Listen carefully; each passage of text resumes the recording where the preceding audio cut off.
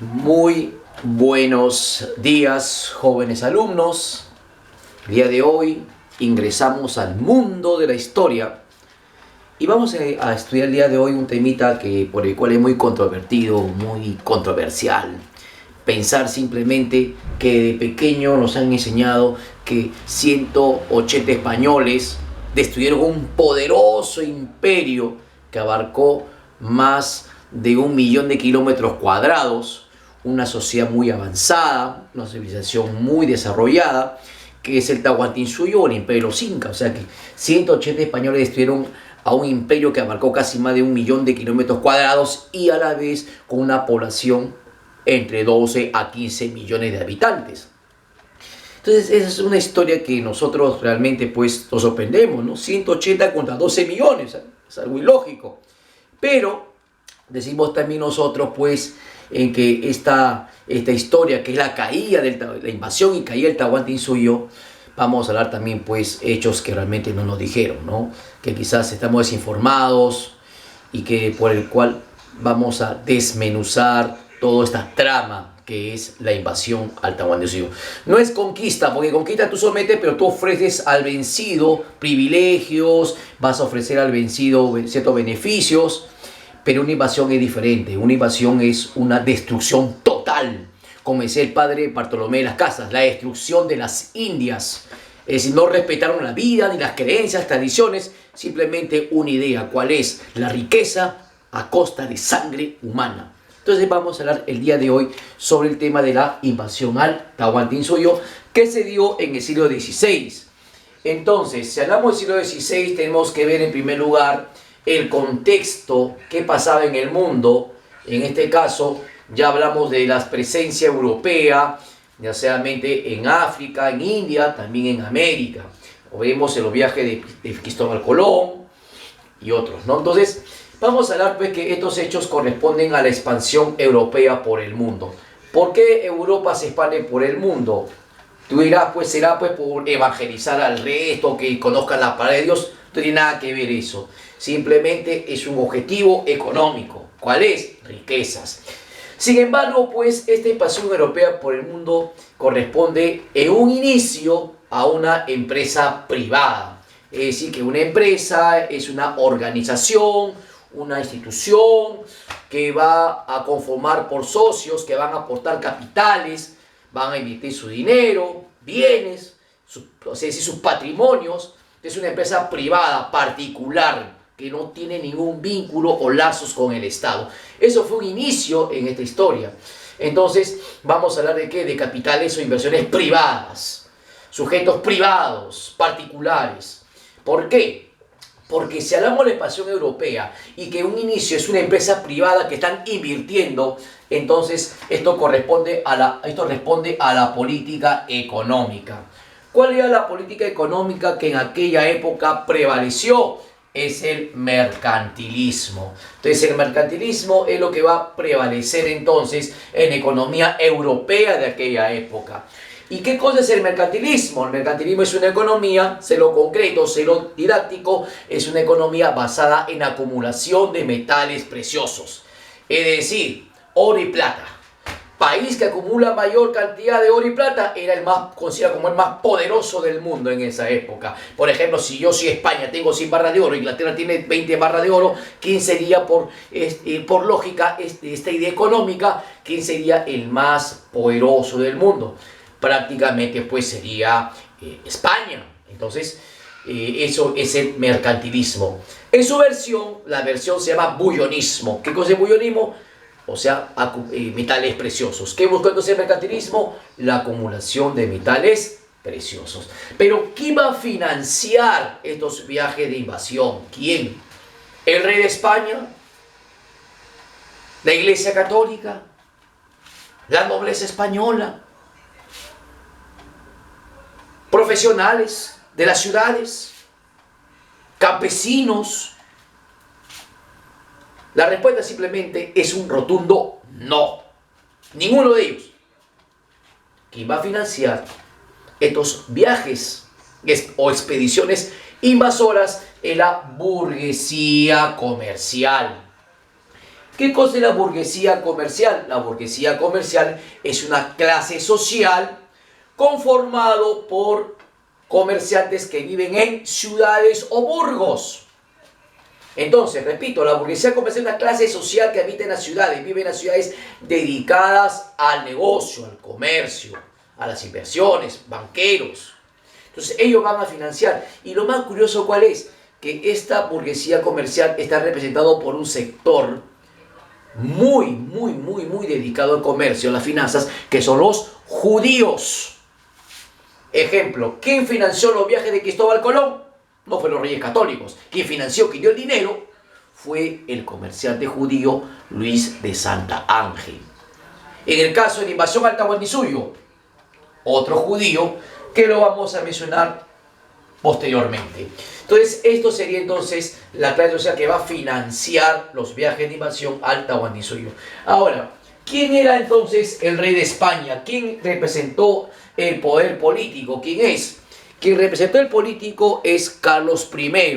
Carlos I de España y a la vez es Carlos V del Sacro Imperio Romano Germánico. Entonces, el rey de España era Carlos I porque heredó por su abuelo Fernando el Católico, porque su madre, Juana la Loca, era incapaz para gobernar. Su padre había muerto, Carlos I era huérfano de padre, entonces él, Carlos I de España. Pero 3 años después, en 1519, por elección imperial en Sacro Imperio Romano Germánico, lo que ahora se llama Alemania, Carlos I va a ser en Alemania, o Sacro Imperio, Sagrado Imperio, Sacro Imperio Romano Germánico, se le va como Carlos V. Entonces, él sería entonces, su apellido es Habsburgo, él sería entonces el rey de España que va a representar el poder político en ese momento. Entonces, ¿cuál sería el papel que va a cumplir entonces la corona española en esta invasión al Tahuantinsuyo? No va a dar ni un solo centavo, Carlos no va a dar ni un centavo, simplemente va a ¿qué? Va a autorizar, va a dar el permiso para esta invasión al Tahuantinsuyo a través de un documento que suscribía con el jefe de la expedición.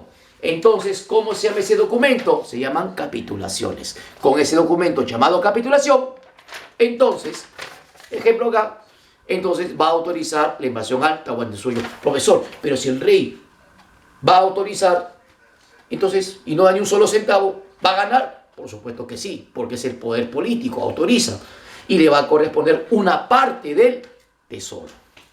Ahora, salgamos entonces nosotros de la corona, entonces, hasta la capitulación. Ahora, pues una pregunta, ¿la Iglesia Católica estuvo exento de este tema? También no estuvo exento. La Iglesia también tuvo una participación.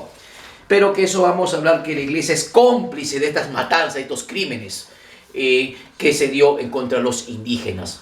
La Iglesia, pues, fue un instrumento para justificar justamente pues este ataque.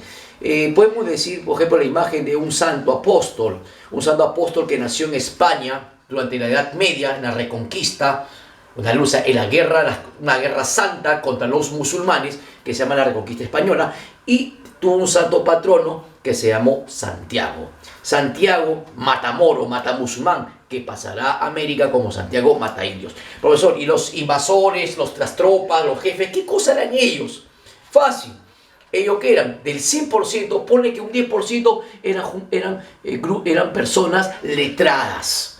Sabían leer y escribir. Y el resto que eran analfabetos. Y lo peor, era la peor clase, la clase más baja de la sociedad española.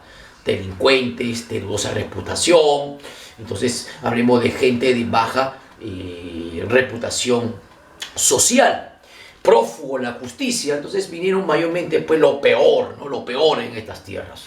Ellos que ambicionaban 3 cosas: tierras, fama y fortuna. Fortuna o poder, en este caso. Si en España no era nada, América, ¿qué cosa representó? Las tierras de sus oportunidades. Entonces, hemos hablado entonces este aspecto, este contexto, quiénes eran ellos, quién gobernaba, y vamos a entrar a los antecedentes a la invasión al Tahuantinsuyo. ¿Cómo se inicia esta historia? Debido pues a que ya una de las primeras espacios de las nuevas exploraciones de estas nuevas tierras que es América. Vamos a hablar que la isla La Española es la base de operaciones para las primeras entradas a un lugar que ellos llamaron tierra firme. ¿Qué cosa es tierra firme? Lo que es Venezuela, Colombia, Panamá y Costa Rica. Esta zona ellos llamaron tierra firme, o sea, la zona continental de nuestro continente. Entonces ellos van a partir de la isla Española, que está en el Mar Caribe, que actualmente se llama, el país se llama la República de Haití, la isla Española, Haití, una isla caribeña, y de ahí van a partir pues las primeras entradas para poder obtener el ansiado oro y plata, la ansiada riqueza. ¿Y quién dirigió pues, profesor, entonces estas aventuras, estas expediciones aventureras? Dos capitanes, uno es Alonso de Ojeda y el otro será Diego de Nicuesa. Entonces ellos van a ingresar, por ejemplo, Alonso de Ojeda, lo que es la zona de ¿qué? La zona de Venezuela y Colombia, y repito, y Nicuesa será Panamá y Costa Rica. Ellos van a entrar, van a saquear, van a matar indios, indígenas, pero ellos, para evitar un pleito entre ellos, van a buscar una solución ante el rey de España, y el rey de España, llamado Fernando el Católico, en 1508 va a firmar la capitulación de Burgos, en España, en la ciudad de Burgos. Repito, es una autorización y le va a conceder poder a estos dos capitanes. En primer lugar, ¿en qué consistió esta capitulación de Burgos? Le va a conceder a Alonso de Ojeda una gobernación, un territorio gobernado por él, llamada la Nueva Andalucía, que actualmente sería la costa de Venezuela y Colombia, mirando al Caribe. Y mientras que a Diego de Nicuesa se le va a otorgar ¿qué? La gobernación, la Castilla del Oro, que actualmente es Panamá, y Costa Rica, que ya es parte de Centroamérica. Pero a la vez se va a establecer en la capitulación de Burgos el requerimiento. ¿Qué es el requerimiento? Es un documento de invitación. Es como decir que te invitan a un matrimonio, no te dan un parte, a un quinceañero no te dan un parte, igual es un parte, es un documento de invitación, que por el cual el jefe de la expedición o un fraile le otorgaba ese documento ¿a quién? Ese documento a un indígena para que se someta ¿a qué? Al rey de España como vasallo del rey, al jefe indígena, y a la vez su conversión al catolicismo. Obviamente, pues que estos indígenas no tenían el castellano, y como no sabían leer ni escribir, pensaba que era una burla, botaba el documento, y el jefe o el fraile en ese momento gritaba la palabra Santiago, y comenzó el ataque contra estos indígenas. Por eso que esto fue un pretexto, una justificación de una guerra religiosa. Pero solamente es un pretexto. Pero, ¿cuál va a ser el destino de ambos capitanes? En el caso, por ejemplo, de Alonso de Ojeda, él va a llamar a estas tierras de la Nueva Andalucía, le va a llamar, los indígenas le llamaron a estas tierras Urubá.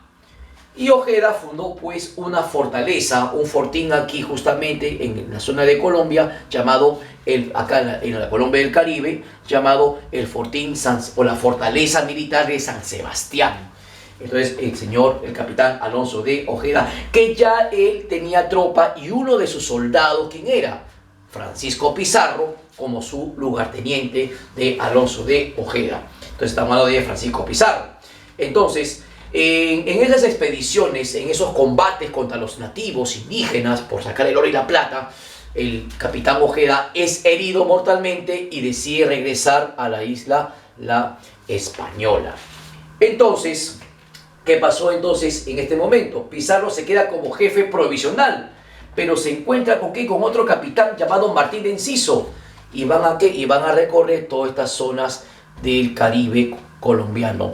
Pero ¿qué pasa? Que Enciso simplemente no vino solo. Martín de Enciso vino con otro capitán que lo acompañó a Enciso, llamado Vasco Núñez de Balboa. Un personaje clave en esta historia, Vasco Núñez de Balboa. Y entonces, pues en estas aventuras, Enciso decide regresar a la Española, dejando entonces encomendado ¿a quién? Al capitán Vasco Núñez de Balboa. Y entonces Balboa va a fundar ¿qué? Justamente en el límite entre Colombia y la actual Panamá, aquí va a fundar una pequeña ciudad llamada Santa María la Antigua.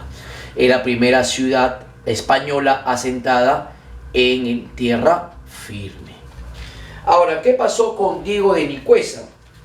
Diego de Nicuesa, que estaba acá sus aventuras expedicionarias en Panamá y Costa Rica, va a fundar una fortaleza militar llamado Athos, pero su destino fue distinto. O sea, justamente en plena aventura, en plena acción de acumular los metales preciosos, desgraciadamente sus viajes acá por mar, acá en el mar Caribe, va a naufragar y va a morir prácticamente ahogado. Entonces, estos serían las primeras entradas, las primeras incursiones a tierra firme. Ahora vamos a hablar estos antecedentes de un personaje clave que va a ser Vasco Núñez de Balboa en unos momentos.